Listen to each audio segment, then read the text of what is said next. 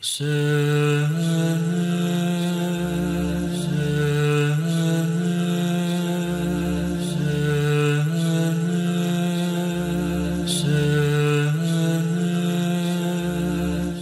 باللہ من الشیطان اللعین الرجیم بسم اللہ الرحمن الرحیم وبہ نستعین وهو خیر ناصر ومعین ربی اشرح لی صدری ویسر لی امری واحلل عقدۃ من لسانی یفقہوا قولی بسم اللہ الرحمن الرحیم انما یرید اللہ لیذہب عنکم الرجس اہل البیت ویطہرکم تطہیرا۔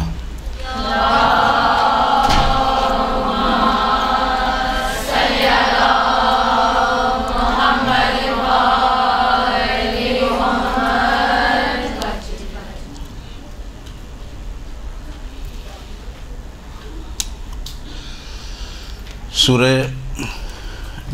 احزاب کی یہ آیت جس کی تلاوت کا شرف حاصل کیا گیا ہے،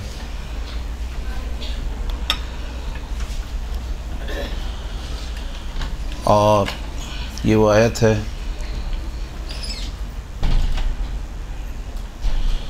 جو آپ خواتین نے ہزاروں مرتبہ سنی ہوگی، اور پروردگار یہ توفیق عطا فرمائے کہ لاکھوں مرتبہ اور سننی جائے اس کو آیت کو۔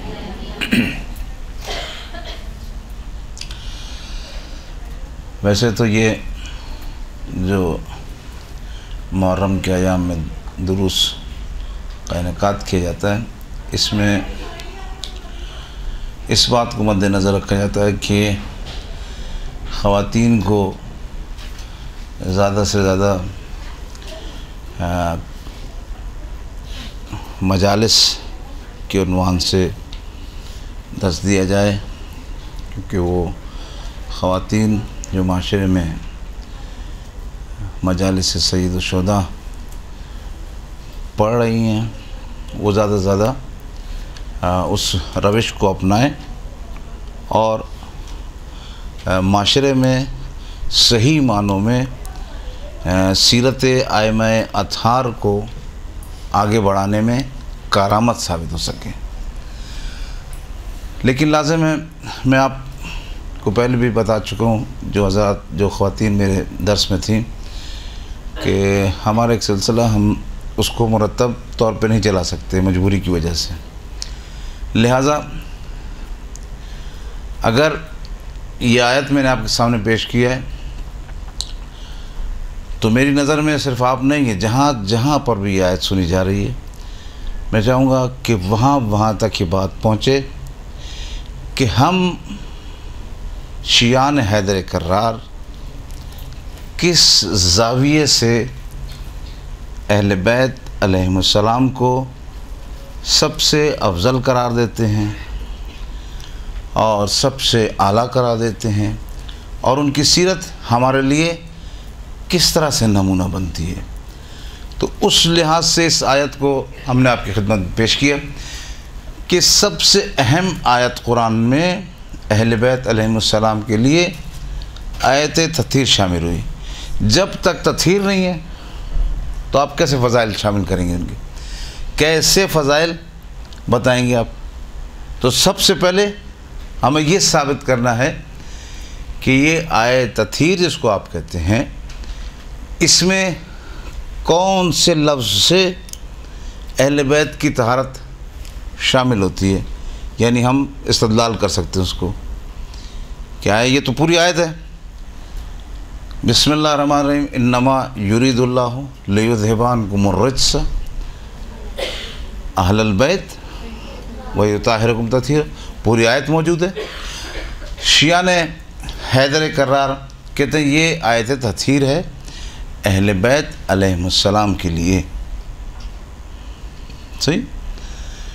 تو اب اس آیت کو مورد گفتگو بنانا ضروری ہے، اس آیت پر بحث کرنا بہت ضروری ہے، چاہے وہ خواتین کا مجمع ہو، چاہے مردوں کا مجمع ہو، چاہے اہل تشیع ہوں یا اہل سنت ہوں، یا کسی بھی مسلک سے کوئی بھی متعلق ہے، ہمیں یہ بتانا چاہیے کہ آیت تطہیر کیسے ہے۔ یہ تو بہت آسان ہے نا کہنا کہ آیت تطہیر ہے، اس میں اہل بیت کی جو ہے طہارت ثابت ہے، یہ تو بہت آسان ہے، لیکن کیسے؟ آپ کسی کو قرآن پیش کرتے ہیں تو وہ یہی کہے گا کہ بھائی اس قرآن سے واضح تو کرو کیسے، اور گڑی بار بار میں نے ہر جگہ پر یہ گفتگو کی ہے کہ ہم لوگ سے سوال کرتے ہیں۔ بھائی آپ نے سنا نا، آپ کلپ دیکھتی ہوں گی کہ کلپ آ رہے ہیں، شیعوں سے سوال ہے، یہ بتاؤ قرآن سے بتاؤ، قرآن سے بتاؤ۔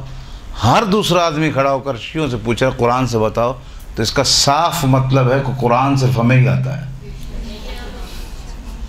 یہ مجلس کا نقطہ ہوا نا، بس میں مجلس کے نکات آپ کو بتاتا جاؤں گا، ساتھ ساتھ جو پڑھنے والے ہیں وہ متوجہ رہیں کہ سب سے زیادہ قرآن فہمی اگر ہے تو شیعہ نے حیدر کرار میں، ورنہ ہم سے کیوں سوال کر رہے ہیں؟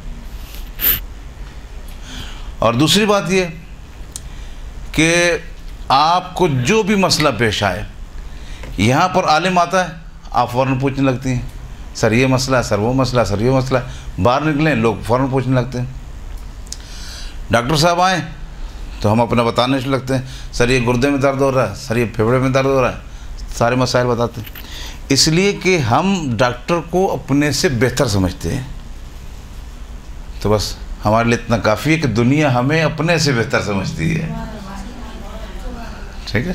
یہ مولا کا فضل کم ہے کیا؟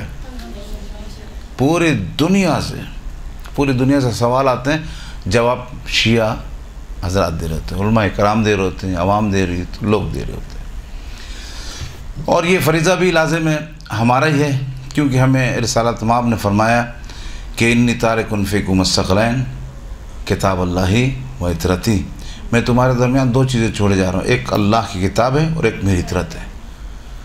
تو عطرت کا دم تو ہم ہر لمحے بھرتے ہیں، مجلس میں، ماتم میں، نمازوں میں، اپنے روزے میں، صدقے میں، خیرات میں، دنیا کو پتہ چلتا ہے کہ ہم عطرت سے وابستہ ہیں، اور دنیا کا سوال کرنا کہ قرآن سے یہ بتاؤ، یہ بتاؤ، یہ بتاؤ، تو یہ بھی پتہ چلتا ہے کہ ہم قرآن سے بھی وابستہ ہیں۔ اب آیا مسئلہ یہ کہ یہ تو ہوئی ایک فن خطابت کی بات کہ آپ مجلس پڑھتے ہیں تو آپ کو حوصلہ افزائی کے لیے کچھ نکات ادا کرنے پڑتے ہیں، اور حوصلہ افزائی کے علاوہ کچھ حقیقتیں بیان کرنی ہوتی ہیں۔ صرف حوصلہ افزائی سے بھی کام نہیں پتہ چلتا نا۔ میرے علی نے سورج پلٹا دیا، اب جوش میں تو آپ نے بول دیا، اب اگر کوئی سوال کر لیتا کیسے بھائی، امکان ہے کیا، پھر آپ کو دلائل دینے ہوں گے۔ اگر آپ کو دلائل آتے ہیں تو آپ کو حق ہے مجلس پڑھنے کا، ٹھیک ہے، اور دلائل نہیں آتے تو پھر آپ کو حق نہیں ہے مجلس پڑھنے کا۔ آج کل تو ذوق چل رہا ہے کہ ہر شخص نے مجلس پڑھنی ہے، صحیح، ہر شخص نے مجلس پڑھنی ہے۔ تیراکی کا مقابلہ ہو رہا اور سب اپنے اپنے بچوں کو تیراکی کے لیے تالاب میں چھوڑ رہے ہیں، تو جس باپ کو پتہ ہے یا ماں کو پتہ ہے کہ میرے بچے کو تیراکی نہیں آتی، اسے چاہیے کہ وہ مقابلے میں نہ چھوڑے۔ کیوں؟ کیونکہ تیر نہیں سکے گا تو بدنامی ماں باپ کی ہوگی، ٹھیک ہے؟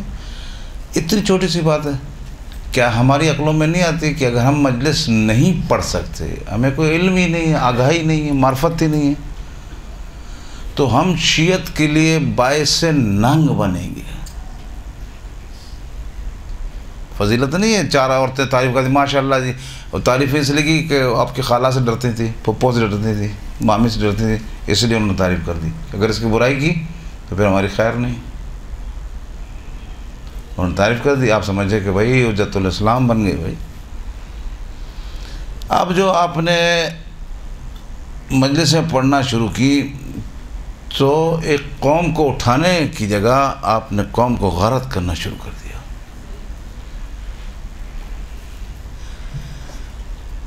آج شیعہ قوم اس لیے بلند ہو رہی ہے کہ اس کو اٹھانے والے علماء کرام ہیں، احادیث سے، روایات سے. صحیح ہے. اور اگر شیعہ نے حیدر قرار میں کوئی ذوف آپ دیکھ رہے ہیں تو یہ جو مجالس پڑھ رہی ہیں بغیر علم کے، یہ اس کو زمین دوز کر رہی ہیں. تو مجالس پڑھیے، بہت بافضیلت ہے مجلس پڑھنا، اہل بیت کا ذکر کرنا. لیکن جیسے اہل بیت کی شان ہے کہ پہلے عالم بنے. یہ کس نے روکا ہے؟ اپنے مواقع فراہم کریں اور علم حاصل کریں. جب آپ سنبھل جائیں اب بولنا شروع کریں. ٹھیک ہے. آپ بولنا شروع کریں گے تو اب آپ کی بات میں وزن پیدا ہوگا. جب آپ وزنی پتھر رکھیں گے تو اسے سیلاب بھی ہلا نہیں سکتے، ٹس سے مس نہیں کر سکتے. تو اس لیے پھر میں نے اس آیت کو آپ کی خدمت میں کوٹ کیا کہ ہمیں مولا علی کے بارے میں کہا جاتا 300 آیات نازل ہوئی. بعض علماء زیادہ بھی بیان کرتے ہیں اس کا. اگر آپ سے کوئی کہہ دے بھائی 300 آیات میں سے 3 تو سنا دیجیے. 300 آیات آپ کے مولا کے شان میں نازل ہوئی اور آپ کتنے 40 سال سے مجلس، جی چلو 3 آیات کو ہی سنا دیجیے. اگر آپ بیٹھ جائیں تو پھر سمجھ لیجیے مجلس میں پڑھنے قابل نہیں ہے. اور اگر آپ فر یہ بھی میرے مولا کے شان میں نازل ہوئی، یہ آیت میرے مولا کے شان میں نازل، اور آیت کو عربی میں صاف صاف پڑھنا آتا ہو، پھر کہا جائے گا ہاں یہ ہیں مولا کے ماننے والے. یعنی ان کو حق ہے ممبر پر آنے کا. تو 300 مولا کی آپ کے شان میں آیات نازل ہوئی. 300 آیات، پورے قرآن کی بات ہی نہیں کر رہا میں، 300 آیات تو یاد ہونی چاہیے. تو یہ فن خطابت کی بھی تقریباً کلاس ہے نا. 300 آیات، جس کو یہی نہیں پتا کہ میرے مولا کی شان میں 300 آیات ہیں اور کون کون سی ہیں، تو وہ مجلس میں کیا پڑھے گا؟ کم از کم ایک سرسری نگاہ تو ڈلنی چاہیے نا کہ یہ آیت بھی نازل ہوئی، اس کا شان نزول کیا ہے، اس کا شان نزول کیا ہے. تو اس لیے ہمیں مستحکم ہونا پڑے گا ہر لحاظ سے، علمی لحاظ سے کم از کم، علمی لحاظ سے. لیکن علم کافی نہیں ہوتا ہر جگہ. علم کے ساتھ ایک چیز ہے تقوی. مثلا یہ 2 چیزوں سے بنتا پانی. ایک چیز آپ جتنی بھی ڈال دیں پانی نہیں بنے گا.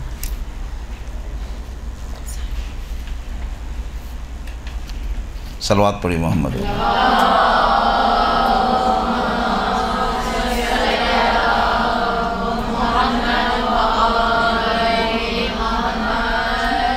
بات میری واضح ہو رہی ہے؟ آواز سب تک آ رہی ہے؟ کتنا بھی اس میں آپ، اس میں کتنی گیسیں ہوتی ہیں پانی میں؟ 2 ہوتی نا. اچھا، یہ فرما رہی ہے کہ کون سی گیس ہوتی ہیں؟ ہائیڈروجن اور آکسیجن. ایک گیس استعمال کیجئے پانی بن جائے گا. جتنے بڑے عالم بن جائیے، اگر تقوی نہیں ہے ساتھ میں تو مولا والے نہیں بن سکتے. کچھ بھی کر لے، بولے میں نے یہ جو اتنے معیار حاصل کیا، اتنے درسوں میں گئی، میں فلانا علامہ صاحب کے درس میں تھی، مولانا صاحب کے درس میں تھی، میں ایران چلی گئی، میں کعبہ سے ہو کے آ گئی. عالم علم کے ساتھ، علم نور ہے، نور. جب تک تقوی نہیں ہے آپ کو سمجھ ہی نہیں آئے گی بات جب سمجھ آئے گی جب تقوی کے ساتھ ساتھ علم بھی آتا رہے گا، پاکیزگی آتی رہے گی. اب آپ معاشرے میں گئیں اور معاشرے میں آپ نے خطابت شروع کی تو آپ نے اگرچہ 4 لفظ بولے اس میں سے 3 لوگوں کو پسند آئیں گے، 3 پسند آئے، اور یہ بڑا اچھا رزلٹ ہے یہ. اگر 3 بھی آپ کی بات 3 الفاظ آپ کے معتبر ہو گئے تو آپ بہترین عالم دین ہیں. 100% نہیں ہوتا کوئی بھی، ٹھیک. 100% نے جو ہے پروردگار عالم نے انبیاء کو بنایا یا ائمہ کو بنایا. تو ہمیں مضبوط ہونا ہے. تو مضبوط ہونے کے لیے میں نے 2 چیزیں بتائی. ایک، مضبوطی کے لیے تقوی ضروری، ایک مضبوطی کے لیے علم ضروری ہے.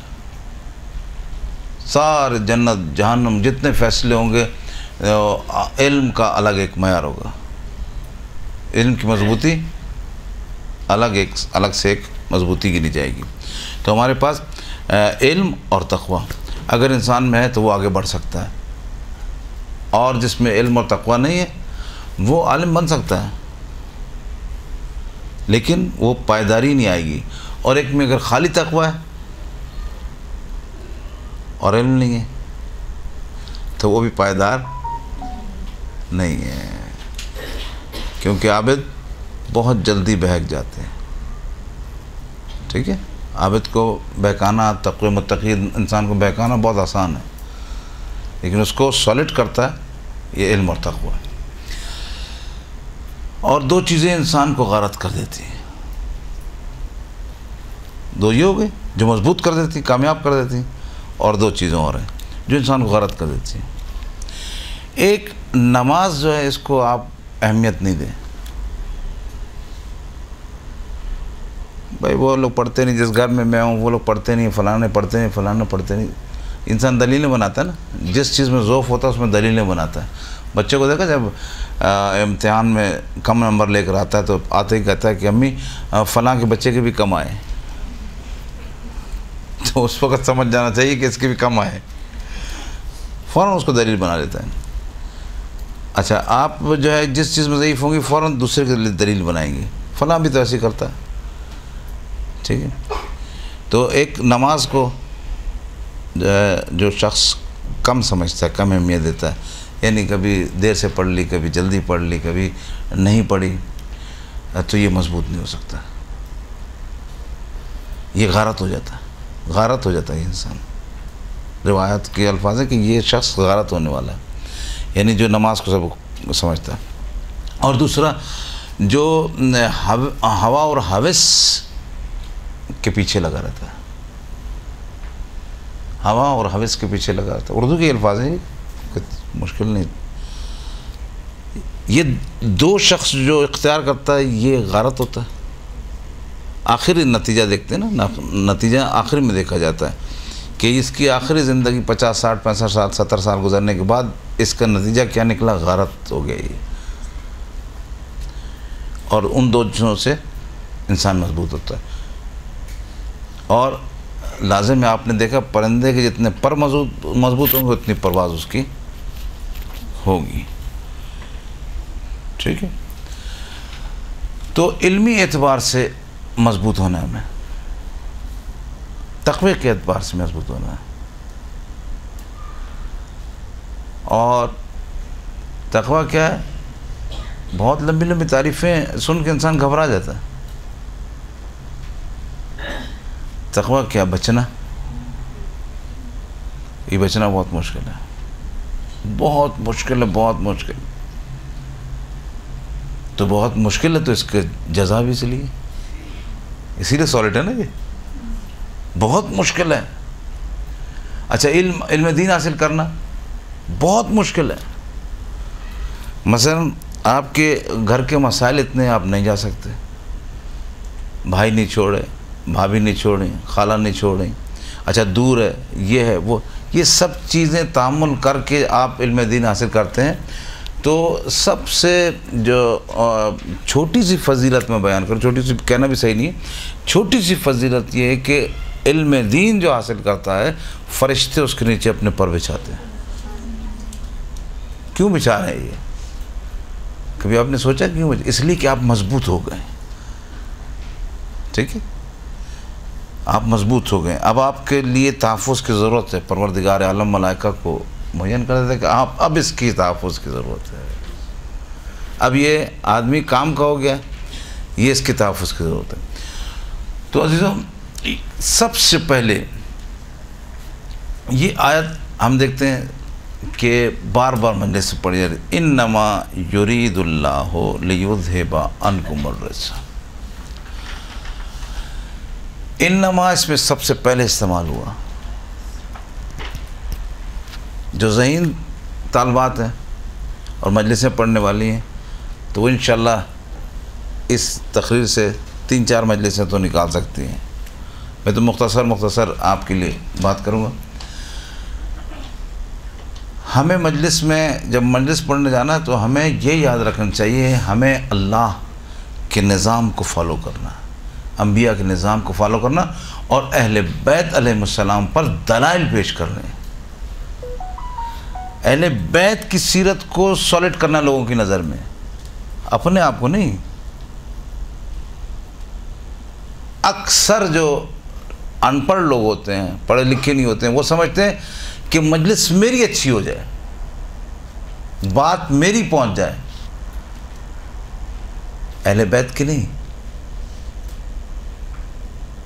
اور یہ چیز جو ہے مذہب تشیع کو ضعیف کرتی ہے. انسان مضبوط ہو رہا ہے, مذہب ضعیف ہو رہا ہے. تو اس لیے مجلس پڑھنے والے اور جو مدرسے میں خواتین پڑھتی ہیں یہ اس لیے مفید ہوتے ہیں کہ یہ علم دین سے وابستہ ہے. اور ایک ایک چیز آپ اس کو پختہ کریں, کیا چیز ہے یہ. انما دیکھیے اس میں قرآن میں لفظ بحث ہے, زیر زبر پر بھی بحث ہے. یعنی آپ اس کے زیر زبر کو بھی اوپر نیچے نہیں کر سکتے. اتنا پروردگار عالم نے ایک سالڈ نظام دیا کہ اگر زیر زبر بھی اوپر نیچے ہو گیا تو غلط ہو جائے گا.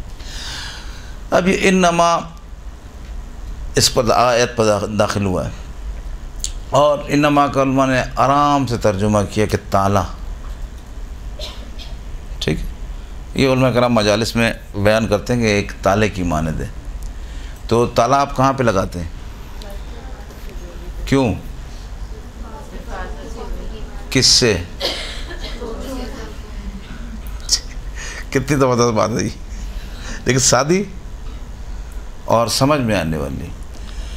گھر پہ آپ تالا لگاتے ہیں, اور اگر جو ہے گھر میں خدا نخواستہ پیسے رکھ دیے تو اور تالے کو مضبوطی سے دیکھتے ہیں, اور تجوری میں تالا لگاتے ہیں, اور اس جگہ پر تالے لگاتے ہیں جہاں پر چوری کا ڈر ہو. صحیح, جہاں پر چوری کا ڈر ہو. تو اس کا تو صاف مطلب یہ ہوا نا کہ پروردگار عالم کو قرآن میں چوری کا بہت زیادہ ڈر تھا, بہت زیادہ پروردگار احتیاط کر رہا ہے. ایک بار ٹھیک ہے کہ پروردگار عالم کو آیت پر تالا لگانے کی کیا ضرورت تھی, وہ میں آپ کو سمجھانا چاہ رہا ہوں اس میں, کہ آیت پہ تالے کیوں لگا رہا ہے, اور خصوصاً اس آیت پہ انما یرید اللہ. انما کا مطلب تالا لگ گیا, اللہ کا ارادہ. انما یرید اللہ لیذھب عنکم الرجس اہل البیت.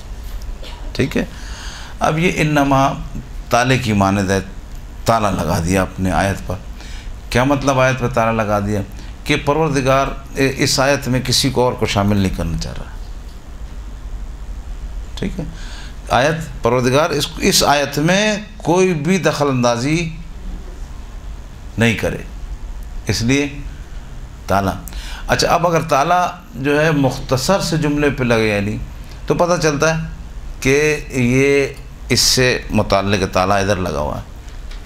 مثلا انما الہکم واحد, 2 جملے چھوٹے سے, پتہ چلا کہ انما تالا لگا ہوا ہے کہ اللہ ایک ہے. ادھر تو ایک جملہ ایک ہے ہی نہیں, یرید اللہ ایک, لیذھب 2, عنکم 3, الرجس 4. اب جس پر آپ کس پر تالا لگائیں گے؟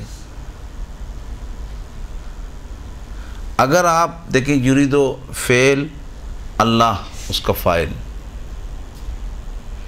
ٹھیک ہے، یہ ایک جملہ بن گیا۔ اگر انما کا تالا آپ یریدو پہ لگاتے ہیں تو ترجمہ یہ بنتا ہے کہ اللہ، اب یہ انما کا ترجمہ یہ بنتا ہے کہ بس ٹھیک ہے، بس یہ چیز معتبر ہے۔ اب آپ نے یرید اللہ اللہ کے فاعل پر تالا لگا دی تو بنے گا اللہ، بس اللہ کا ارادہ ہے اور کسی کا نہیں، ٹھیک ہے، یہ اللہ کے ارادے پہ لگ گیا۔ اگر آپ تالا آگے والے جملے پہ لگاتے ہیں یرید اللہ لیذہبا کا مطلب یہ ہے کہ لے گیا، یہ بھی الگ سے یہ اس کے لیے یریدو کے لیے مفعول بنتا ہے۔ انما کو آپ نے اٹھا کے ادھر رکھ دیا لیذہبا پہ، تو آپ کہتے ہیں کہ اللہ کا ارادہ ہے کہ بس لے گیا، بس لے جانے کا ارادہ، وہ تالا ادھر آ گیا۔ اس کے بعد آ رہا ہے انکم الرجسا، اب انکم لاسٹ میں کروں گا، اس کو رجس کو تو نہیں ہے۔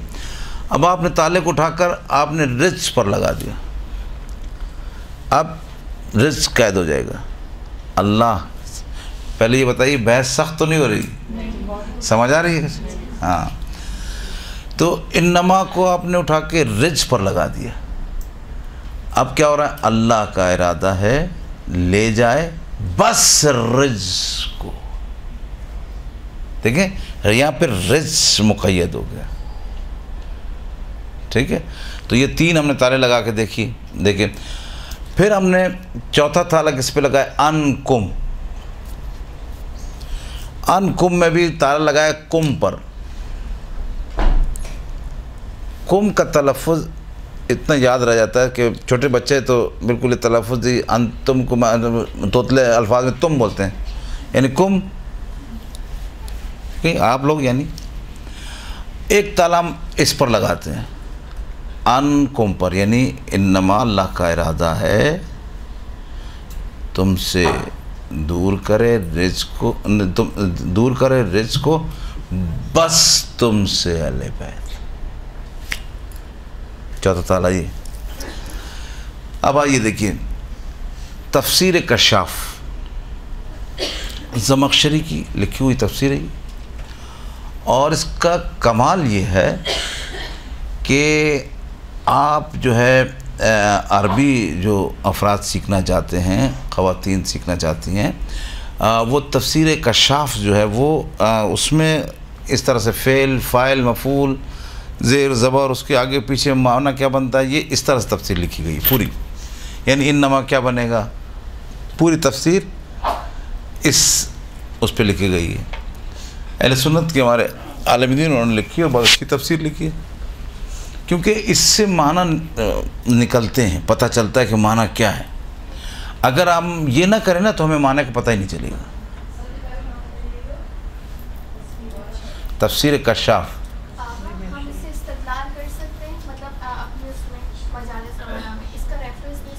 کس کا تفسیر؟ ہاں بالکل دے سکتے ہیں، فارسی میں بھی آ گئی ہوگی، اردو میں بھی ہے، فارسی میں بھی ہے، ہاں معلوم کرنی پڑے گی، یہاں سے ملتی ہے، لاہور سے ملتی ہے۔ ایک میرے پاس جو ہے وہ ایک نمبر ہے، تو اس میں میرے خیال لاہور کی ساری کتابیں جتنے بھی چھپتی ہیں وہ آپ لے لیجیے گا، تو ان سے وہ گھر پہ آپ کو پہنچا دیں گے، یہاں پہ کراچی میں بھی، تو وہ مطلب اپنی کوئی فیس لیتے ہیں۔ تو کتاب جب تک نہیں ہوگی آپ کو پتہ نہیں۔ اب تفسیر کشاف میں ہو رہا کیا ہے، الف لام پر بحث ہے، ہم تو بحث ہے، اس پر بحث ہے، یہ فعل ہے، یہ فاعل ہے، یہ مفعول ہے، سمجھ آ رہی نا بات؟ سب یہ بحث کر رہے ہیں۔ وہ میں یہ کہنا چاہ رہا ہوں کہ دیکھیے اہل بیت علیہ السلام کے لیے آپ کو 10 منٹ ملتے ہیں، 20 منٹ ملتے ہیں، آدھا گھنٹہ ملتا ہے، آپ کا ہم و غم یہ ہونا چاہیے تھا کسی طرح سے اہل بیت علیہ السلام کی فضیلت کو ثابت کریں، یہ آپ کا معیار ہونا چاہیے۔ خطیب، اصل خطیب وہ ہے جو اہل بیت علیہ السلام کی فضیلت کو ثابت کر دے۔ خطیب وہ خطیب نہیں کہ جس کو 4 لوگ بولتے ہیں ماشاءاللہ بہت اچھی پڑھی، یہ تو آپ کی تعریف ہوئی، یعنی آپ ان کے ذہنوں کو جھنجھوڑ دیں کہ ہم جن کو مانتے ہیں وہ یہ لوگ ہیں. تو تفسیر کشاف میں یہ معنی کیے ہیں. لیکن جب انما پر آئے وہ لوگ، تفسیر کشاف دیکھیے، جب انما پر آئے تو ایک اس کو چھیڑا ہی نہیں، انہوں نے اس کو چھیڑا ہی نہیں. کیوں؟ اگر وہ چھیڑتے کہ انما کا تعلق ارادے سے ہے تو پھر بحث کرنی پڑتی وہ ارادہ کیا ہے. اگر وہ بحث کرتے انما کا تعلق لیذہبا سے ہے تو پھر یذہبا کیا چیز یذہبا ہوئی. توجہ کیجئے گا کہ کیا چیز پروردگار لے گیا، کیا چیز لے جانے کا ارادہ کر رہا ہے. ٹھیک ہے، کیونکہ ان کے یہاں تو عقیدہ یہ ہے کہ رسالت مآب کا سینہ چاک کیا، ٹھیک ہے، اور چاک کر کے جو ماشاءاللہ اس میں غلاظت تھی وہ نکالی. ہمارے یہ عقائد نہیں ہے. جب ہمارے یہ عقائد نہیں تو ہمیں ثابت کرنا پڑے گا. ہمارے تو یہ عقائد نہیں نا. اچھا اب آپ مجھے یہ بتائیے کہ جب یہ سینہ چاک کیا اور پروردگار نے جو ہے رسول کا سینہ چاک کیا اور سینے میں سے غلاظت نکالی اور اب رسول کو پاکی، تو اس کا مطلب صاف یہ ہو نا کہ غلاظت تھی تو صحیح. نعوذ باللہ، غلاظت کوئی ان کے نظر میں تھی تو صحیح، چاہے جبرائیل نے پاک کی، کسی نے پاک کی. اچھا پروردگار جو اس پر قدرت رکھتا ہے کہ وہ بعد میں سینہ چاک کر کے غلاظت نکالے، وہ اس پر قدرت نہیں رکھتا کہ پہلے سے پاک پیدا کر دے.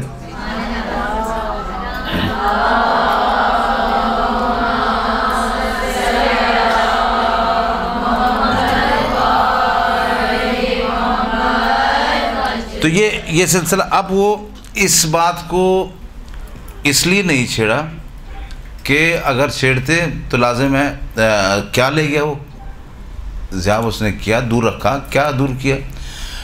اچھا پھر رجز کو بھی نہیں چھیڑا. انما کا تعلق اگر رجز سے بنا دیتے کائنات کی ہر نجاست تو اس کو بھی نہیں چھیڑا. تو کوئی ان کے کام کی چیز تھی نہیں، کیونکہ تو وہ تو رجز ثابت کرنا چاہ رہے ہیں نا اہل بیت میں کہ تھا پھر دور ہوا. امام حسین نے، امام حسن نے زبان رسول کی چوسی، پھر اس کے بعد وہ علم منتقل ہوا. ان کے تو یہ قائد ہیں، ہمارے یہ قائد نہیں ہیں. اب اس پہ بھی بحث نہیں، اور انکم پہ تو کر ہی نہیں سکتے تھے. تو اس جملے کو انہوں نے چھوڑ دیا. انما پر اصلاً بحث ہی نہیں کی، چھوڑ دیا، کیونکہ کوئی کام کی ان کی بات ہی نہیں تھی. اور ہم نے یہ چاروں طرف سے ثابت کر دیا کہ اگر اللہ کا ارادہ ہے بس تو اس ارادے کو ثابت کرو کہ وہ ارادہ کیا چیز تھا. اگر ذہاب کا ارادہ ہے، پروردگار نے دور رکھا ہے تو کس سے کیا دور رکھا ہے، اور اگر رزق ہے تو رزق کو دور رکھا ہے، وہ رزق کیا کیا ہے اسے بتاؤ. اب آئی بات انکم. ٹھیک ہے، اللہ کا ارادہ ہے دور رکھے ہر رزق سے، بس تم کو اہل بیت. یہ بس تم کو اہل بیت کا تعلق انما سے ہے، اسی سے آیت تطہیر ثابت ہوتی ہے. ٹھیک ہے، تم سے، اس تم کو اگر آپ سمجھ جائیں تو آیت تطہیر کو سمجھ جائیں گے. اس آیت سے ہم نے یہ ثابت کیا کہ انحصار کا تعلق بس تم سے ہے. یہ اتنا پروردگار عالم نے اس کو کیوں کنٹرول کیا کہ آیت تطہیر بس تم سے ہے. اس لیے پروردگار عالم نے اس پر تالا لگایا کہ چوری کا 100% امکان جو تھا بس تم سے تھا. کیسے؟ اس لیے کہ دیکھیں آپ جب چوری ہوئی تو یہی لوگوں نے کہا نا کہ اہل بیت فلاں بھی شامل ہے، فلاں بھی شامل ہے، فلاں بھی شامل ہے. اس لیے اللہ نے تالا لگا دیا. اب ساری زندگی بھی زحمت کرتے رہے، اس بس تم سے میں ایک فرد کو بھی شامل نہیں کر سکتے.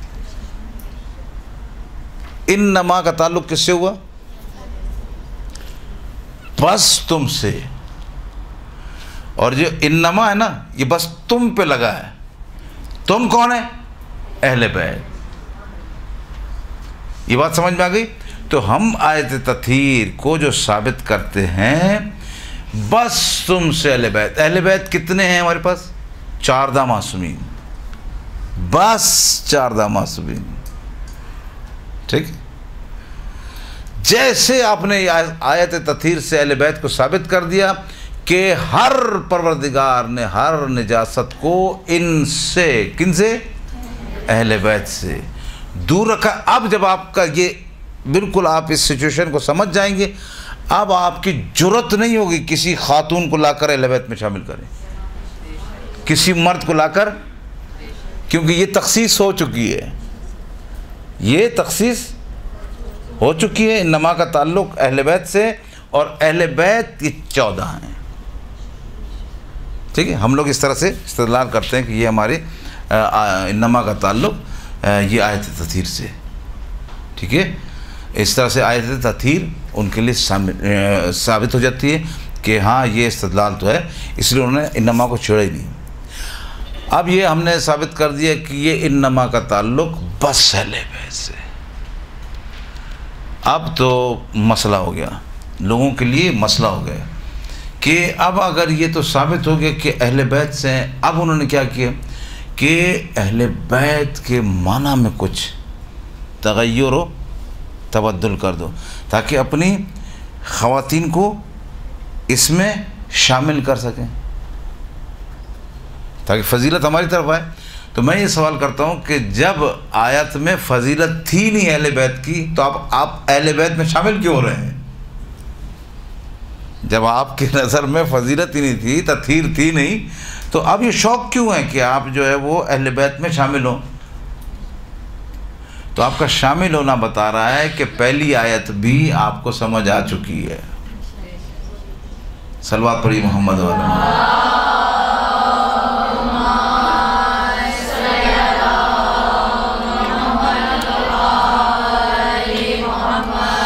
اب ذرا ہاتھ کھڑا کر کے بتائیں کس کس کو بات سمجھ میں آئی ہے. ٹھیک ہے، اکثر کو سمجھ آئی انشاءاللہ. آپ دیکھیے، اب اعتراض کرنے والے نے کہا کہ یہ آیت تطہیر کو ثابت کیا ان لوگوں نے کہ انما کا تعلق کسی سے بھی بنائے، فضیلت اہل بیت کے لیے جاری، اور تطہیر کیسے ثابت ہوگی؟ تطہیر آپ انما کا تعلق بنائیں گے قم کے ساتھ، ان قم کے ساتھ، تو اہل بیت کی تطہیر ثابت ہے کہ ہر نجاست، ہر چیز کو دور رکھا. اب آئیے، کہا کہ یہ تو ان سے نہیں سنبھلی، اب اہل بیت علیہ السلام میں شامل کرنا شروع کیا لوگوں کو، کیونکہ سمجھ گئے تھے کہ آیت تو بڑے کام کیا ہے اور ہم لوگ بھی اس فضیلت میں شامل ہو جائیں. ہمارے جس میں مدرسے میں ہم لوگ پڑھتے تھے، تو ایک وقت ایسا ہے کہ وہ کوئی بم بلاسٹ ہوا، تو وہ اس کی مدرسے کی تو 60 میں عمارت تھی، وہ عمارت گری.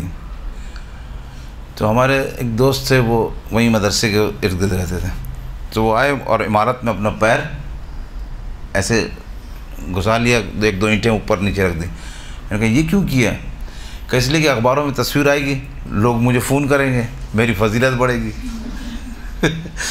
تو فضیلت اہل بیت کیا کہ میں آئی ہے، لوگ شامل ہونا چاہ رہے ہیں اس میں.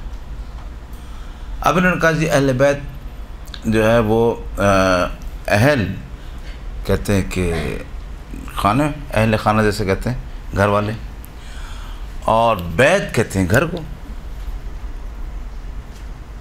تو جو بھی گھر میں تھا وہ سب کی لحاظ ہوتی رہی.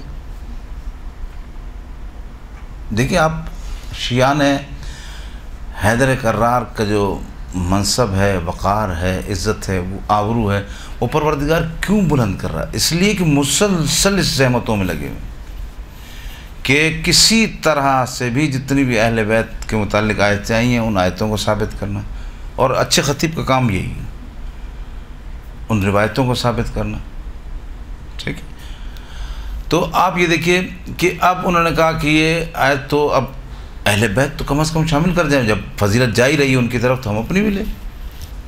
ہماری بیویاں بھی اس میں شامل ہو جائیں۔ تو کہا جی اہل بیت کا مطلب اہل خانہ۔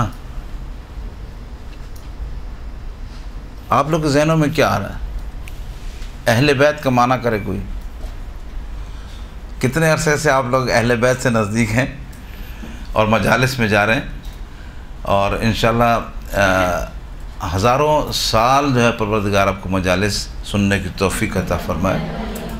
میں نے کسی جگہ یہ دعا کرائی کہ پروردگار آپ کو ہزاروں سال جو ہے مجلس سننے کی توفیق عطا فرمائے، تو ایک صاحب نے اٹھ کر کہا کہ مولانا صاحب 1000 سال تو زندگی بھی نہیں ہے۔ تو میں نے کہا ایک مجلس سننے سے پتہ زندگی کتنی بڑھتی ہے؟ ایک مجلس سننے سے ہزاروں سال زندگی بڑھ جاتی ہے۔ مانوی زندگی کی بات ہو رہی ہے، ٹھیک ہے؟ تو کوئی اہل بیت کا معنی بتائیں کہ کیا اہل بیت کا معنی کیا ہے؟ صرف صاف ترجمہ کریں، کوئی مسئلہ نہیں۔ اہل بیت کا معنی گھر میں، ہاں یہی ہے نا، ذہن میں یہی آتا ہے۔ مجلس سنیں، کہیں بھی سنیں، ذہن میں یہ آتا ہے کہ اہل بیت گھر کے افراد، تو انہوں نے تو غلط نہیں لیا نا۔ جنہوں نے اپنے گھر والوں کو بھی شامل کیا، رسول اسی گھر میں تو تھے یا نہیں تھے؟ رسول اسی گھر میں تھے نا، گھر میں تھے نا، اور یہ معنی گھر کا ہے۔ تو اگر ان کو ہم لوگ ریز ایک ایک جملہ جو معنی نہ کریں نا، تو یہ بہت اہل بیت علیہ السلام کی کسی فضیلت کو آگے نہ بڑھائیں۔ اہل ایک لفظ ہے، بیت دوسرا لفظ ہے، دو گئے، اس میں تیسرا بھی ایک لفظ ہے، اہل البیت۔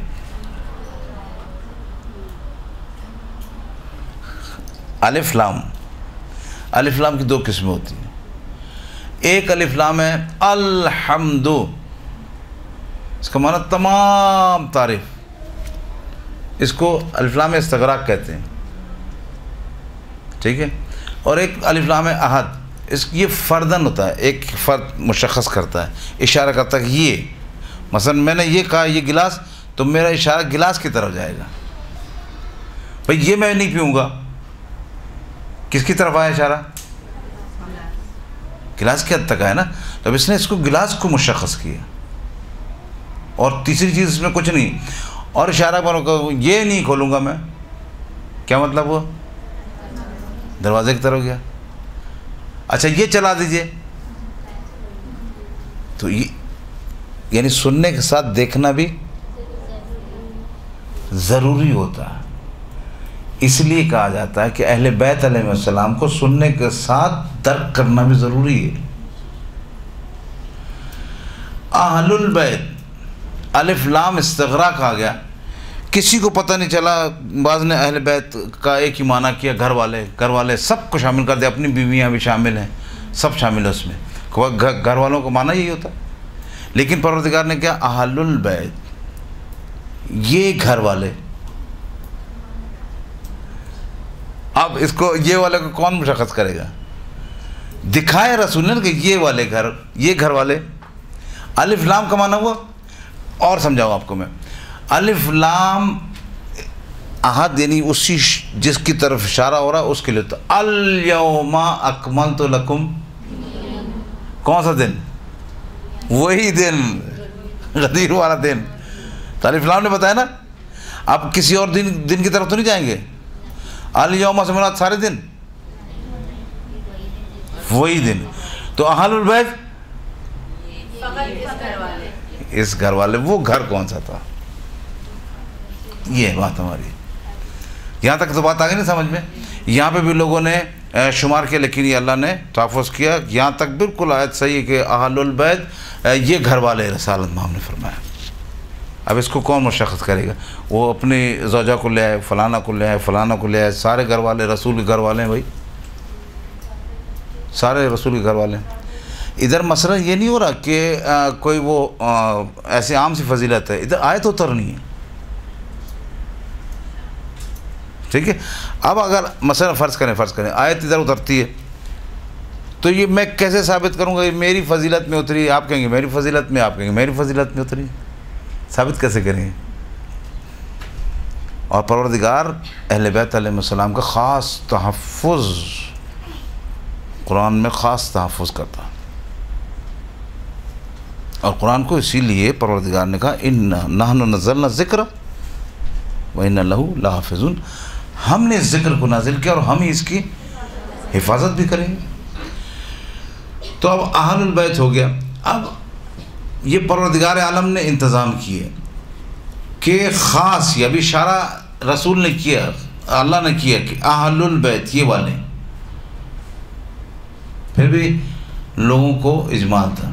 اب رسالت مآب نے دیکھیں مشخص کیا, اب یہ اللہ نے کام کیا, اب رسول نے دیکھ کام کیا. رسول نے جناب فاطمہ کے پاس تشریف لائے اور کہا ایتینی بالکسال یمانی. حدیث کے ساتھ سنتے ہیں ایتینی یا فاطمہ تو ایتینی بالکسال یمانی, فاطمہ مجھے چادر دے دو. میں کسی مجلس میں کہہ رہا تھا کہ جناب فاطمہ کی اگر کبھی موقع ملے چادر کے فضائل پڑھنے, صرف چادر کے, تو اس حقیق سے طالب علم کے پاس اتنا مواد ہے کہ صرف چادر پر عشرہ پڑھ سکو, صرف چادر.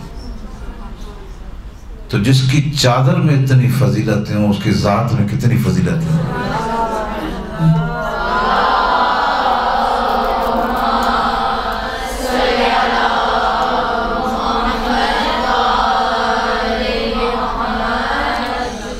رسالت مآب آئے, چادر دیں. اب آپ یہ دیکھیں چادر نہیں ہے, یہ قلعہ ہے. یہ تحفظ کا ایک گھر میں نہیں تھے کہ رسول میدان میں تھے, گھر میں تھے. کہا یا فاطمہ تو اتنی بالکسال یمانی, ٹھیک ہے, انی فی بدنی ضعفا, مجھے چادر دو, میں ضعف محسوس کر رہا ہوں. بھئی میں آپ سے کہوں کہ سر درد کی مجھے گولی دیجئے, میرے سر میں درد ہو رہا ہے, اس کا مطلب یہ گولی وہ اثر دکھائے گی ہے, مطلب یہ نہیں. آپ کہ میں بولوں گا گولی دیجئے مجھے بخار ہو رہا ہے, ٹھیک ہے, تو آپ گولی دیں گے تو مجھے پتہ ہے کہ گولی کھانے سے بخار اتر جائے گا. تو کم از کم اتنا تو ہمیں سمجھ میں آ گیا کہ فاطمہ زہرا سلام اللہ علیہ کی چادر میں اتنی قوت تھی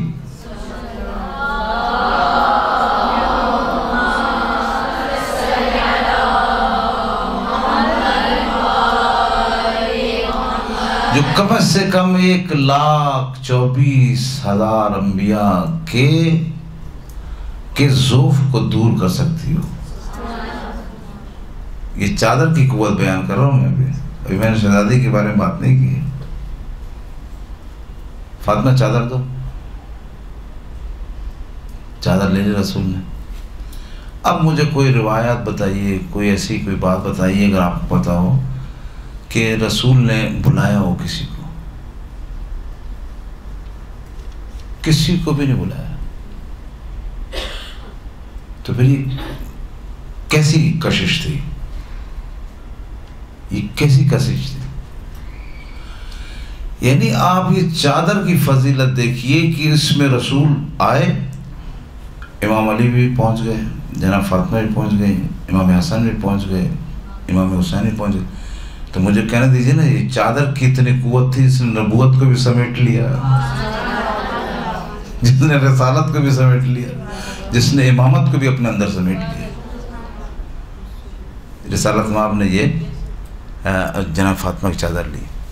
آسان نہیں ہے, حدیث کے ساتھ بھی بات کرنا آسان نہیں ہے. اس کے لیے علم چاہیے, آگاہی چاہیے, معرفت چاہیے. اب کائنات کا رسول ہے اور یہ کام کر رہا ہے, تو لوگ تو اگر سادہ سے پڑھیں گے آپ کو کہیں گے نہیں کیا تمہارے رسول تمہارے کیا کر رہے ہیں یہ. اب رسالت مآب جو چادر میں آ گئے, یہ ہستیاں بھی سمٹ کے چادر میں پہنچ گئی. یا رسول اللہ میں آ جاؤں, یا رسول اللہ میں آ جاؤں, ہاں ہاں آ جاؤ. اچھا جب یہ سلسلے چل رہے تھے, میں آ جاؤں میں آ جاؤں میں آ جاؤں, جی آئیے آئیے آئیے آئیے. تو یہ سلسلہ تم میں سلمان دیکھ رہے تھے کہ میں بھی آ جاؤں. جب سب کو آنے دے رہے ہیں تو رسالت مآب نے ام سلمہ کو روک کے بتایا کہ سب کا سلسلہ نہیں ہے، یہ اہل بیت کا سلسلہ ہے.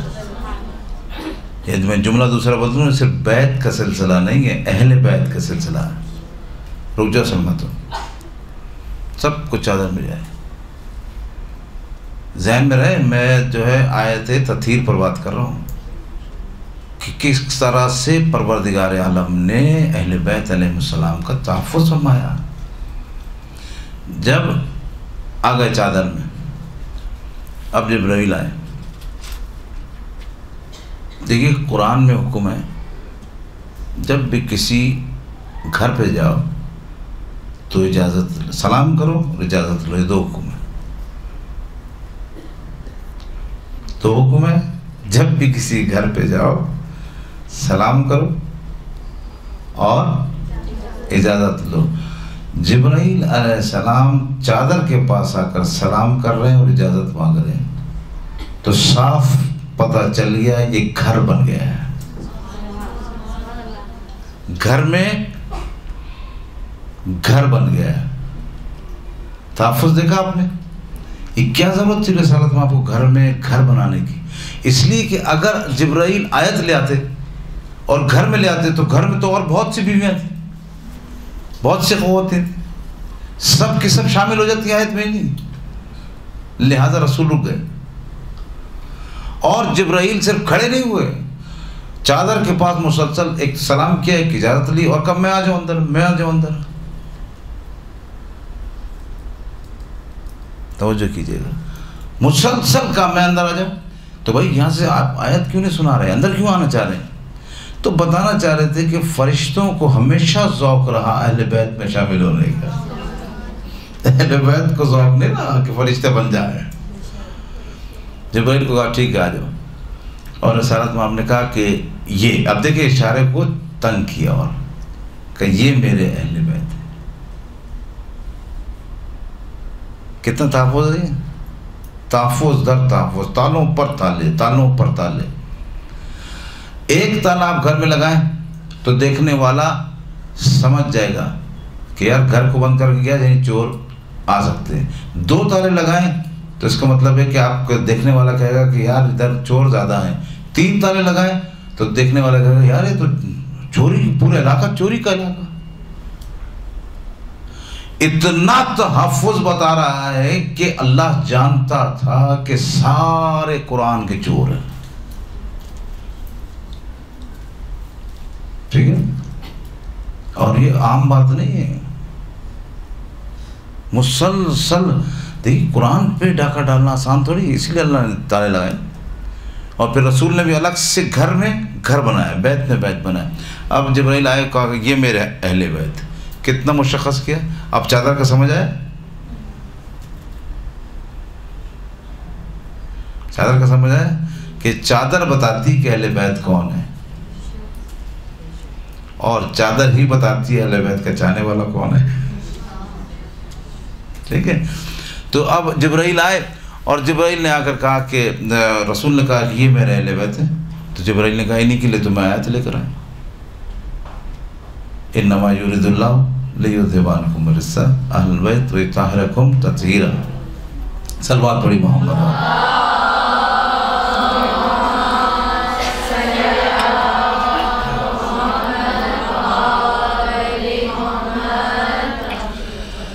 ایک آیت اور ابھی ہے، بھی ٹائم بھی میرے پاس ہے بھی کچھ.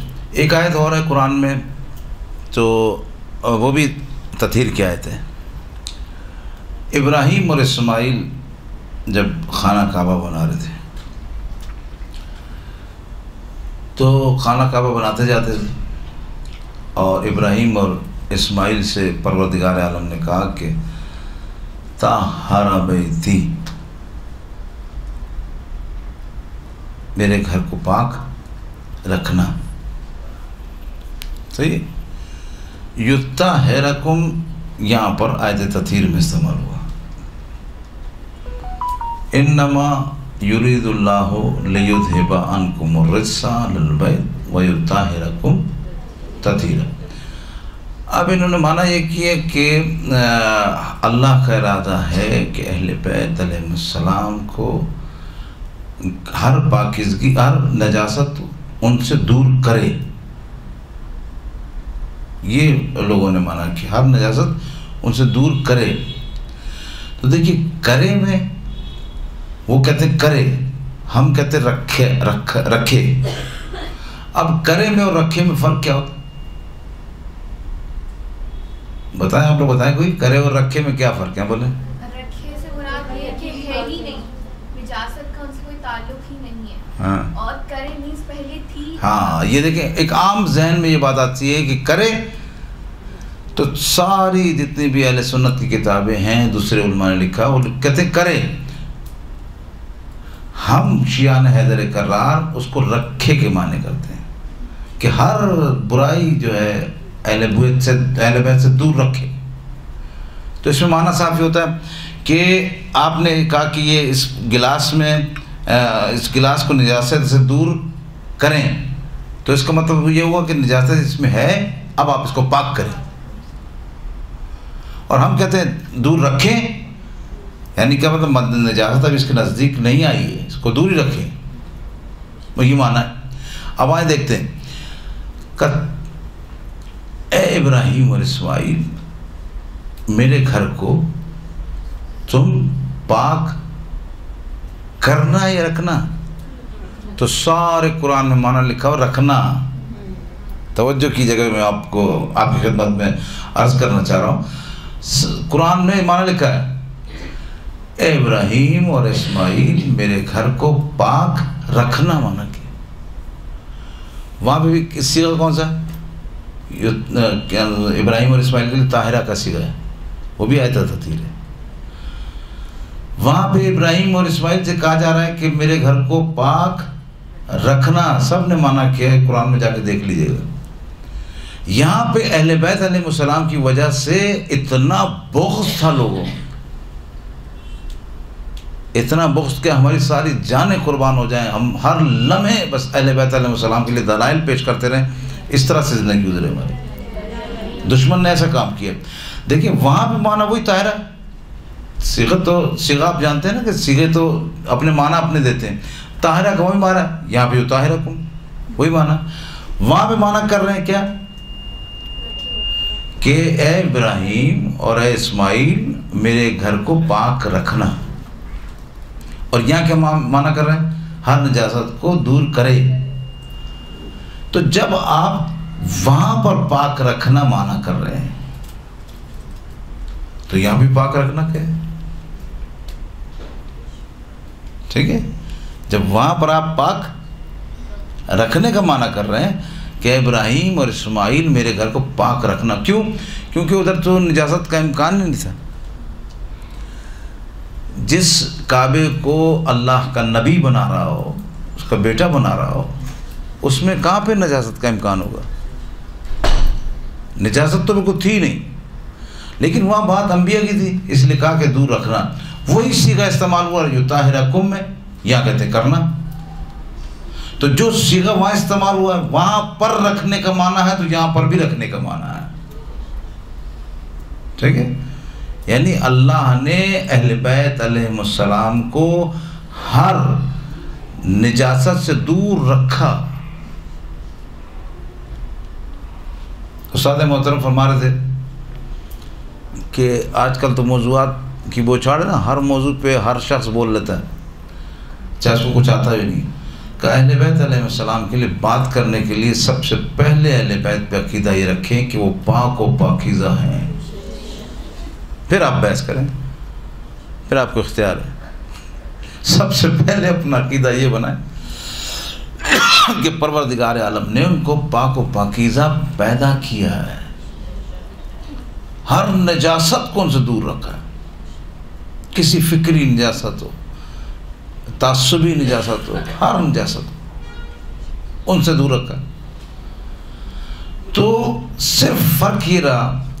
آپ یہ دیکھیے وہ آیت ابراہیم اور اسماعیل کے لیے نازل ہوئی کہ میرے گھر کو پاک رکھنا. وہ صرف بیت ہے، وہ صرف بیت ہے نا. اور وہ لوگوں کے دوسروں کے اختیار میں بھی ہوتا ہے. اتنا حساس تھا اہل بیت علیہ السلام کے بارے میں پروردگار کہ بیت کی حفاظت کا ذمہ تو انبیاء کو دے دیا، لیکن اہل بیت کی حفاظت کا ذمہ خود اپنے اوپر رکھا۔ ٹھیک ہے، وہ بیت کی آیت ہے، یہ اہل بیت کی آیت ہے۔ پروردگار عالم اہل بیت علیہ السلام کو سب سے برتر و بالا اس نے رکھا ہے شروع سے۔ صلوات پڑھی محمد و آل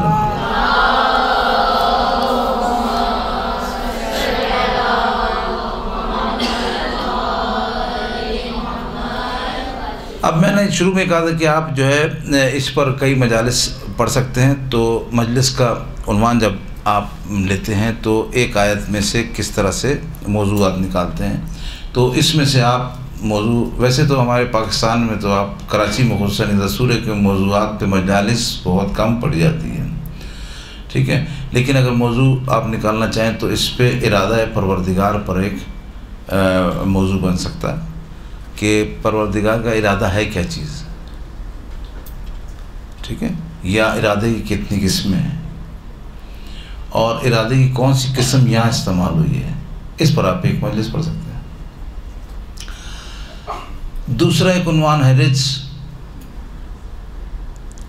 ناپاکی جس کو کہیں آپ، چاہے وہ بتوں کی نجاست لے لیں، کسی طرح بھی لے لیں، آپ اس پر بھی مجلس پڑھ سکتے ہیں۔ تیسرا عنوان دیکھیں ایک آیت میں سے نکل رہا ہے، تیسرا عنوان اہل بیت۔ اہل بیت علیہ السلام پر آپ پوری ایک مجلس پڑھ سکتے ہیں کہ اہل بیت علیہ السلام کون سی ہستیاں ہیں، آیا کن کے لیے یہ آیت نازل ہوئی ہے، اور آیا اہل بیت میں ازدواج رسول جو ہیں، زوجہ رسول جو ہیں وہ شامل ہیں یا نہیں شامل ہیں، پورا ایک موضوع، یہ موضوعات اس آیت سے نکل سکتے ہیں۔ اور طہارت ایک موضوع، تو مین اس میں سے آپ اگر چھوٹی چھوٹی 20-20 منٹ کی مجالس پڑھیں گی تو تقریباً 5 مجلسیں آپ کی اس ایک آیت پر بن گئی۔ اچھا، اس میں یہ فائدہ ہوگا کہ سامنے سننے والے کو بہت سی جو ہے وہ آپ فائدہ مند باتیں بتا سکتے ہیں، کیونکہ ابھی آپ کسی سے پوچھیں تو اس کو ارادے کی قسمیں تک معلوم نہیں ہوگی، کیوں؟ وہ مجلسیں پڑھنے والوں نے بھی کچھ ایسے مجالس پڑھی کہ کوئی زیادہ سودآور نہیں ہوئی کہ آپ یہ کہیں کہ بہت لوگوں کو جو ہے بہت فائدہ پہنچا، اکثر زیادہ تر خطیب کو فائدہ پہنچا تو اس سے کوئی فائدہ حاصل نہیں ہے۔ تو اس آیت کو سورہ احزاب کی آیت ہے یہ، اور آیت نمبر 33 ہے، اور اس میں جو ہے میں نے ایک لفظ پر آپ کی خدمت میں مختصراً بحث کی، بہت سی بحث اس میں بھی باقی ہے۔ تو اہل بیت علیہ السلام کے لیے ان کو نزدیک سے دیکھنا پڑے گا۔ نزدیک سے مراد یہ کہ آپ کو اہل بیت علیہ السلام کے لیے کام کرنا ہوگا۔ یہ نہیں ہوگا کہ آپ جو ہے اہل بیت علیہ السلام کی جو ہے ذاکرہ بن جائیں، خطیبہ بن جائیں، اور ان کے لیے کوئی کام نہیں کرے، ایسے ہی بس چلتے رہیں، بس اس نے مجلس پڑھ دی، اس نے مجلس پڑھ دی، ادھر سے بچوں کتابوں سے دیکھ کے مجلس پڑھ دی، وہ مجلس نقصان دہ ثابت ہوگی۔ اور دوسری مجلس کے لیے ایک اور اہم بات آپ کو بتاتا چلوں کہ مجلس پڑھنے سے پہلے ضرور 2 رکعت نماز کی نیت کریں، کوئی بھی، کہ پروردگار تیرے سچوں کا ذکر میں صحیح انداز میں اگر بجا لائے، صحیح الفاظ مجھ سے ادا ہو گئے تو میں شکرانے کی 2 رکعت نماز پڑھ لوں گی، ٹھیک ہے۔ یہ ہر مجلس سے پہلے آپ نے یہ انجام دینا ہے۔ اچھا، تیسری بات یہ کہ اب یہ ہم نے آیت کی بحث کی، اس میں مختلف موضوعات اور جو ہے وہ مختلف باتیں آپ کو بتائیں۔ مجلس میں ایک اہم چیز اور آپ کی خدمت میں عرض کرتا چلوں کہ تمہید بہت اہم ہے۔ کسی چیز کو سمجھانے کے لیے جب تک آپ کے پاس اس کی تمہید نہیں ہوگی، یعنی میں نے یہ انما کو لفظ تعالیٰ سے استعمال کر کے آپ کے ذہنوں میں بٹھایا کہ یہ اس طرح سے ہوتا ہے، اس کو تمہید کہتے ہیں۔ وہ چیزیں جو آپ سامنے والے کو سمجھانے کے لیے لے کر آتے ہیں، آیت ہو، روایت ہو، اچھا مصائب میں تمہید آپ کے پاس ضرور ہونی چاہیے. تمہید نہیں ہے تو اس کا مطلب مجلس آپ کو پڑھنی نہیں آتی. اب تبرکن لازم ہے، ماہ محرم الحرام ہے، اور یہ بات روز روشن کی طرح آیا ہے کہ ہم جب ذکر کرتے ہیں اہل بیت اطہار کا تو ان ایام میں کم از کم ہم ان کے مصائب کو بھی یاد رکھتے ہیں. بہت مختصر آپ کی خدمت میں آج میں چاہ رہا ہوں کہ ابو الفضل عباس کا ذکر کیا جائے. دیکھیے اہل بیت علیہم السلام سے جو لوگ متمسک رہے وہ کوئی معمولی لوگ نہیں تھے کہ ہم یہ کہہ سکیں نہیں یہ اتفاقاً ایسا ہو گیا. ایسا نہیں، اتفاقاً ایسا نہیں، بلکہ پروردگار عالم نے ان ہستیوں کو خاص طور سے بنایا. کتنی میں نے روایت دیکھی، مولا علی سے ہر شخص مانگ رہا ہے. اچھا مولا علی کی دعائیں آپ مناجات آپ مولا علی نے جو پروردگار سے کی ہیں، اور اس میں دیکھیے کہ مولا علی نے پروردگار سے کچھ بھی نہیں مانگا، کچھ بھی نہیں مانگا پروردگار سے. صرف یہ تھا کہ پروردگار میں تیرا بندہ ہوں، میں گناہگار ہوں، میں معصیت کار ہوں. ٹھیک ہے، اس طرح کی باتیں ساری. اب وہ علی جو پروردگار عالم سے کچھ بھی نہیں مانگ رہا،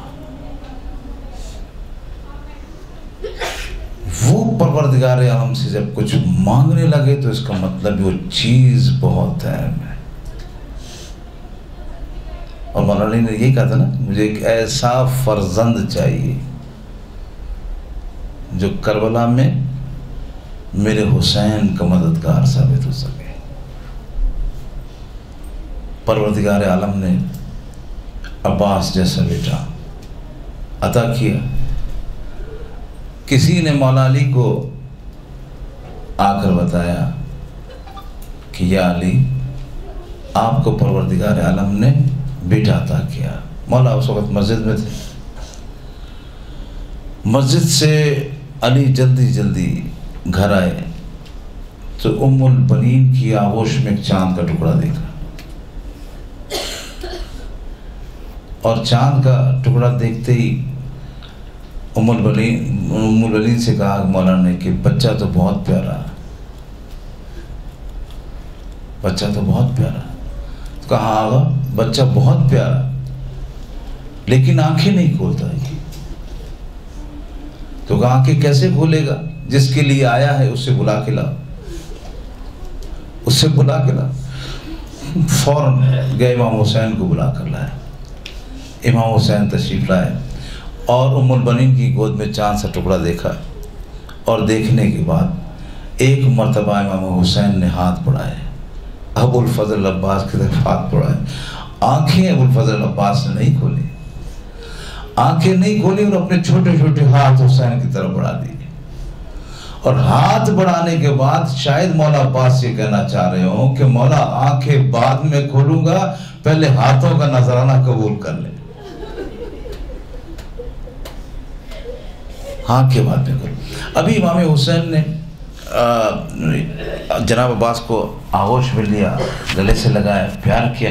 اتنے میں بھاگتی ہوئی شہزادی زینب آ گئی، بھاگتی ہوئی شہزادی زینب آ گئی اور کہا بھیا حسین ذرا عباس کو مجھے دے، ذرا عباس کو میری آغوش میں دینا. امام حسین سے عباس کو لیا اور جناب عباس کے کان میں کچھ کہنے لگی. امام حسین نے پوچھا بہن زینب عباس کے کان میں کیا کہہ رہی ہو؟ کہ بھیا اماں جب اس دنیا سے جا رہی تھی نا تو اماں نے کہا تھا ام البنین کی گود سے ایک بچہ پیدا ہوگا، اس کا نام عباس ہوگا، اسے میرا سلام کہہ دینا. یہ ہے جناب عباس. یعنی اگر مجھ سے کوئی کہے کہ جناب عباس کے فضائل پڑھو، کیا فضیلت ہے جناب عباس کی، تو میں کہوں گا کہ جسے جناب زہرا سلام کرے اس سے عباس کہتے ہیں۔ کتنے مولا علی کی دعاؤں کا ثمر، شاید جناب زہرا کی دعاؤں کا اثر عباس۔ ایک مرتبہ امام حسین نے پانی مانگ لیا قمر سے، قمر جاؤ پانی لے کر آؤ۔ ایک مرتبہ جناب عباس نے ہاتھ سے قمر کو روکتے، قمر رک جاؤ میں لے کر آؤں گا پانی۔ حسین پانی مانگ رہے ہیں، پانی لے کر آئے، ہاتھ چھوٹے چھوٹے تھے، کاسا جھلکنے لگا، کاسا جھلکنے، جیسے پانی جھلکنے لگا جناب عباس نے سر پہ پانی رکھ لیا، پانی گر گر کے کندھوں پر گرتا رہا پانی۔ شاید مولا عباس کہہ رہے ہیں مولا پانی تو پیش کر رہا ہوں لیکن ہاتھوں کی قربانی دے کر پیش کر۔ جناب عباس، مجھے پروردگار نے عالم نے توفیق دی، میں کربلا اس وقت گیا جب کربلا میں صورتحال کچھ اصلی تھی، ابھی تو بلڈنگیں توڑ کے دوبارہ سے بہت کچھ بنا دیا گیا۔ تو اس جگہ پر کچھ اس طرح سے نشانات ایسے بنائے گئے تھے سیمنٹ کے ذریعے سے۔ میں نے کسی سے پوچھا، عرب ساتھ تھے ہمارے، تو ان سے پوچھا بھائی یہ نشانات جو بنائے یہ کس لیے بنائے گیٹ کے سامنے؟ کہ یہ ابو الفضل عباس کے پہرے کے نشانات ہیں، یہ ان کے پہرے کے نشانات ہیں۔ پوری کربلا میں ایک جملہ ایسا ابو الفضل عباس نے استعمال کیا کہ اس نے سب کے جگر کو چھلنی کر دیا۔ 9 محرم کی رات ہے، جناب عباس نے سنا کہ کچھ آوازیں آ رہی ہیں، پہرا دیتے خیموں کو پیچھے چلے گئے۔ تو خیموں کے ساتھ ایک خیمہ لگا ہوتا تھا جس سے پانی جس میں رکھا جاتا تھا، تو پانی تو 7 محرم کو بند ہو گیا، لیکن پانی بند ہونے کے بعد اس خیمے میں جو پانی تھا ہلکا پھلکا، اس کی نمی، اس کے گرنے سے زمین نم ہو چکی تھی۔ تو اہل بیت کے معصوم بچے جو پیاسے تھے وہ پانی نہیں مانگ رہے تھے بلکہ اس زمین پر اپنے گال رکھ دیتے تھے اور اللہ تاش کرتے تھے۔ جب جناب عباس نے سنا تو عباس نے ایک مولا کو آ کر جملہ کہا، مولا ذاقا صدری، مولا میرا سینہ پھٹا جا رہا، اب مجھ سے برداشت نہیں ہو، اب خدا کے لیے مجھے آپ بھیج دی تاکہ بچوں کے لیے پانی لے کر آ سکے۔ کس طرح جناب عباس کو اجازت ملی، جناب عباس شہزادی زینب کے پاس تشریف لائے اور آ کے سر جھکا کے کھڑے ہو گئے۔ تو جناب شہزادی زینب نے کہا عباس میں سمجھ گئی، عباس میں سمجھ گئی، جاؤ عباس جاؤ، اجازت مل گئی نا تمہیں، جاؤ، لیکن ایک جملہ سنتے جاؤ۔ جب اماں جا رہی تھی نا تو اماں نے کہا تھا زینب تیرے بازو میں رسن بندھے گی، زینب تیرے بازو میں رسن بندھے۔ عباس میں سوچتی تھی جس کا عباس جیسا بھائی ہوگا اسے کون رسن باندھے گا۔ جاؤ عباس جاؤ، لیکن عباس ایک بات اور سنتے جاؤ، ایک بات اور سنتے جاؤ۔ عباس جب تم یہاں پہ تھے نا اور مجھے یقین تھا یہی رہو گے، تو میں نے بیویوں سے پردے کا وعدہ کر لیا تھا، میں نے بیویوں سے وعدہ کر لیا تھا کہ تمہارے پردوں کی میں ضمانت لیتی ہوں کیونکہ میرا عباس جیسا بھائی موجود ہے۔ لیکن جاؤ پاس جاؤ، میں بیویوں کو بتا دوں۔ سکینہ نے آگے بڑھ کر کہا چچا آپ کے ہوتے ہوئے میں نے بچوں کو ہمیشہ یہ کہا تم پانی کی فکر مت کرو، میرے چچا عباس موجود ہے۔ جناب عباس گئے نہر فرات پر، جناب عباس نے نہر فرات پر پانی چلو میں لیا۔ ایسا جری، ایسا شجاع انسان کائنات میں کسی نے نہیں دیکھا۔ پانی لیا اور پانی پھینک دیا، پانی چلو میں لیا اور پھر پانی پھینک دیا۔ بعض روایات کہتی ہیں کہ جناب عباس نے چلو میں دیکھا ہوگا تو سکینہ کی تصویر نظر آ گئی ہوگی، اور بعض یہ کہتے ہیں کہ جناب عباس نے چلو میں پانی لیا، لیکن جناب عباس نے سوچا کہ یہ کیسے ہو جائے کہ آقا پیاسا رہے غلام پانی پی لے، واپس نہر میں پھینک دیا، مشک سکینہ لے کر چلے۔ عزیزو، ظالم نے جناب عباس کا ایک بازو کاٹ دیا، اور کچھ آگے بڑے ظالم نے دوسرا بازو کاٹ دیا۔ اب مشک سکینہ کو دانتوں میں دبایا اور جناب عباس آگے چلنا شروع ہوئے، تو ظالم ایک چیز سمجھ گیا کہ اب عباس کی جان عباس کی جسم میں نہیں ہے، مشک سکینہ میں آئے۔ اور حقیقت بھی ہم اور اخیر نے لکھا کہ جناب عباس ہر صورت میں اس مشک کو خیمے تک پہنچانا چاہتے تھے۔ سوچا ظالم نے اور ایک تیر مارا جس سے مشک سکینہ چل گئی۔ پھر جناب عباس کا تیروں کی بوچھار ہو گئی۔ عباس گھوڑے سے نیچے آئے، جیسے نیچے ایک ذاکر نے پڑھا کربلا میں ابھی وہ لیٹا ہی تھا کہ بی بی نے اسے خواب میں آ کر کہا تو نے میرے بیٹے کے مصائب نہیں پڑھے، تم نے میرے بیٹے کے مصائب نہیں پڑھے؟ کہا بی بی میں آپ کے بیٹے کے مصائب نہ پڑھوں یہ کیسے ہو سکتا ہے؟ کہ تو نے عباس کے مصائب پڑھے لیکن یہ جملہ نہیں کہا کہ اگر کسی کے ہاتھ کٹے ہوئے ہو تو وہ گھوڑے سے کیسے زمین پر آتا۔ یا آقا ادرکنی، عباس نیچے آئے، مولا حسین کو بلایا۔ یہ کربلا میں واحد جملہ امام حسین نے عباس کے لیے استعمال کیا، عباس الان انکسر ظہری، عباس میری کمر ٹوٹ گئی ہے، عباس میری کمر ٹوٹ گئی۔ کس طرح سے مولا نے عباس کو نہر پہ چھوڑا۔ علماء نے لکھا کہ عباس کا جسم ٹکڑے ٹکڑے ہو گیا تھا، اس لیے نہر پہ چھوڑ دیا۔ کسی نے لکھا کہ جناب عباس خود چاہتے تھے جس طرح حسین کا روزہ تعمیر ہو اس طرح میرا بھی روزہ تعمیر ہو۔ اسی طرح علماء نے لکھا کہ جناب عباس خود امام حسین سے وصیت کی، آقا میرا جنازہ خیموں میں نہ لے جائے، آقا میرا جنازہ خیموں میں نہ لے جائیے گا، میں سکینہ سے بہت شرمندہ۔ تو کہتے مولا عباس نے صرف علم لیا اور علم لے کر خیمے میں آئے، جیسے خالی علم آیا، ابھی تک تو جنازے آ رہے تھے نا، اب خالی علم آیا تو کوئی آگے بڑھا، کہا میرا آقا عباس کہاں ہے؟ کسی نے کہا میرے آقا عباس کہاں ہے؟ کسی نے کہا میرا بھیا عباس کہاں ہے؟ کسی نے کہا بڑھ کے میرے بابا عباس کہاں ہے؟ جناب عباس کے چھوٹے چھوٹے بچے تھے، تو چھوٹا والا بچہ جو ہے خیمے سے بھاگنے لگا۔ امام حسین نے بتایا کہ تمہارے بابا فرات پر آئے گئے، چھوٹا سا بچہ بھاگا خیمے سے بھاگا، تو بڑے بھائی نے کہا بھیا کہاں جا رہے ہو؟ کہا ہم بابا کی لاش کو لینے جا رہے ہیں۔ کہا بھیا تم چھوٹے ہو، تم سے لاش نہیں اٹھے گی۔ کہا ٹھیک ہے، اگر ہم لاش نہ اٹھا سکتے بابا کے بازوؤں کو اٹھا کر تو لا سکتے، ہم بابا کے بازوؤں کو لے کر آئے۔